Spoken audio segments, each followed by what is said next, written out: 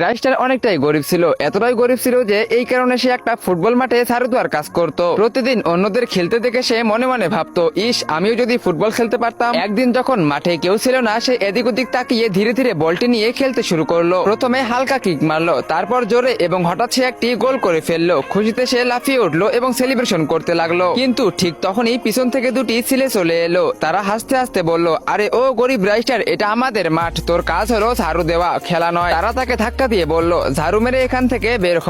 রাইস্টারের চোখে পানি এলো, সে কাঁদতে কাঁদতে সেখান থেকে পালিয়ে গেল। এই সব কিছুই এক ব্যক্তি চুপচাপ দেখতেছিলেন। তিনি আর কেউ নয়, স্বয়ং ক্রিস্টিয়ানো রোনালদো। রোনালদোর মুখে গভীর চিন্তার ছাপ ছিল। তিনি নিজেকেই নিজে বললেন, আমিও এক সময় হোটেলে ঝাড়ু দিতাম, মেজে পরিষ্কার করতাম, কিন্তু আজ আমি এখানে পৌঁছেছি। হয়তো এই বাচ্চাটিরও ভাগ্য বদলানো উচিত। কিছুক্ষণ পর রাইস্টার তার ছোট্ট ঘরে বসে কাঁদতেছিল। তখনই বাইরে একটি গাড়ি এসে থামলো, ডোরবেল বাজলো। রাইস্টার দরজা খুললো এবং সামনে দেখলো রোনালদো দাঁড়িয়ে আছেন। রাইস্টারের মুখ দিয়ে কথা বের হলো না। সে কাঁপা গলায় বলল, স্যার আপনি? রোনালদো স্যার, আমি আপনার অনেক বড় ফ্যান। তার আগে গাইস, আমাকে একজন পাবজি প্লেয়ার চ্যালেঞ্জ দিয়ে বলেছে ফ্রি ফায়ার থেকে নাকি পাবজির দর্শক অনেক বেশি বেড়ে গেছে। আজকে আমি এটাই দেখবো, তোমাদের বেশি কিছু করতে হবে না। তুমি যদি একজন ফ্রি ফায়ার প্লেয়ার হয়ে থাকো, ফ্রি ফায়ারকে মন থেকে ভালোবাসো, তাহলে ভিডিওতে লাইক করে চ্যানেলটিকে সাবস্ক্রাইব করে দাও। আর যদি পাবজিকে ভালোবাসো, তাহলে কমেন্ট সেকশনে কালো লাভ দাও, এবং ফ্রি ফায়ারকে ভালোবাসলে কমেন্ট সেকশনে লাল লাভ দাও। আজকে আমি দেখবো কার অডিয়েন্স বেশি। তারপর রাইস্টার বলল, আমারও ফুটবল খেলতে খুব ভালো লাগে, কিন্তু কি করব, আমি খুব গরিব, আমার পরার মতো কোনো ভালো কাপড়ও নেই। এই কথা শুনে রোনালদো হাসলেন এবং বললেন, চলো আমার সাথে,